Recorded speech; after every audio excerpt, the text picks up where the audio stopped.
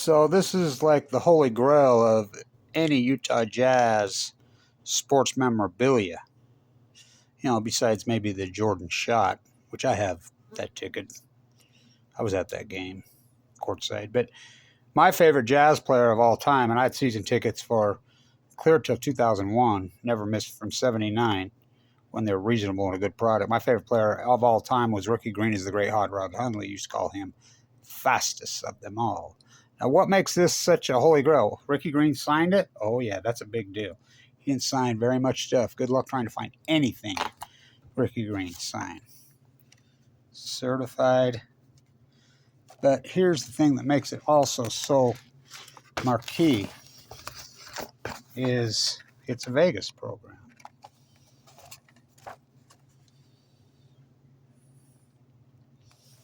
Yeah, the Utah Jazz played home games in Las Vegas.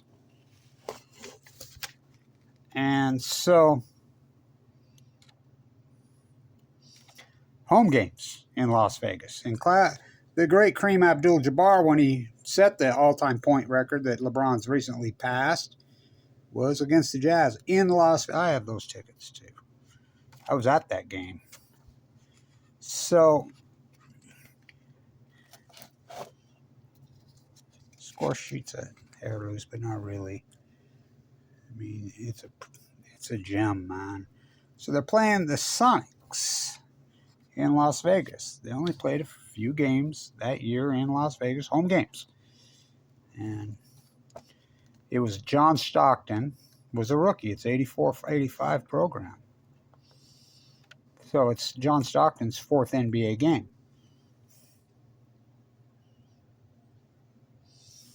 His fourth game of his NBA career. So, yeah, he was all that, man. That team was something. So, Darrell Griffith, it's also his career high. The great Darrell Griffith.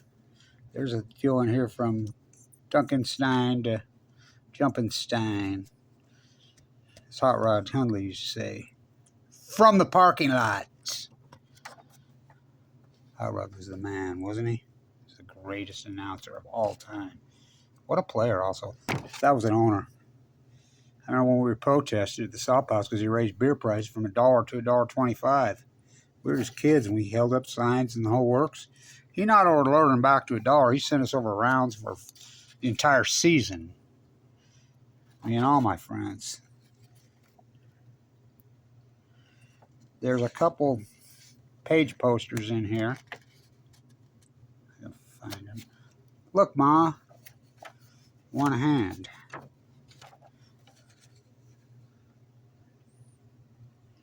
Just cheerleaders in those days. Medigold was the big sponsor in those days. Hey, Vern. I have one of those Hey Vern Medigold. There it is.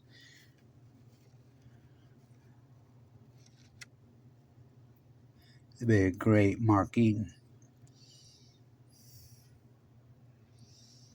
Love Mark Eaton. He was everybody's Jazz favorite player. Everybody used to see him around Salt Lake all the time. So, the Holy Grail of Utah Jazz. I mean, a lot of people thought they were going to move to incredible Frank Layden. Look how young Scott Layden. It's Hot Rod used to call him Don Magic Finger Spark, who should have been the head coach. Phil Johnson, Weber State guy. The great, great Phil Johnson. What a coach at Weber. What a coach, period. NBL Coach of the Year with the Kings. If he'd have been the head coach, instead of just sitting there and watching Jerry was so assistant, I think they'd have 3 or 4 banners flying up there. Jerry Sloan was way too predictable. Great player, Jerry Sloan. Tough, hard-nosed coach, but he was way too predictable. Everybody knew what he was going to do before, and he lost a lot. I mean, these Jazz teams were something else in the late 80s and into the 90s. Big Rich Kelly. Billy Pultz. The Whopper. All right. More Jazz cheerleaders. Here we go. Here's that poster I wanted to find. Darrell Griffith from Duncanstein to Jumpinstein. Holy Grail. There he is. God, I love what. I remember this game. I was at this game where this photograph's taken. I remember this game well. Orlando Woolridge, he was all that. That's Reggie Theus there. And I remember I was at this game. I'm sitting right up there, probably right somewhere close in that photograph because my tickets were right there.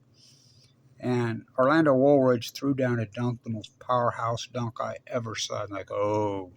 Well, but remember, this is when the three-point line was clear the hell out there before they moved it in. Out right with Jeff from the parking lot. So he had 41. That's his career high. He was one hell of a player. So, anyway, Holy Grail. Oh, boy. John Stockton's fourth NBA game. He had no points in that game, Stockton. Yeah, and he played. I think he had 2 steals or 1 steal. Maybe 1 steal and 6 assists. But my favorite Jazz player of all time. And like I said, they played home games in Vegas in those days. Regular season. Oh, this ain't no preseason. Regular season game.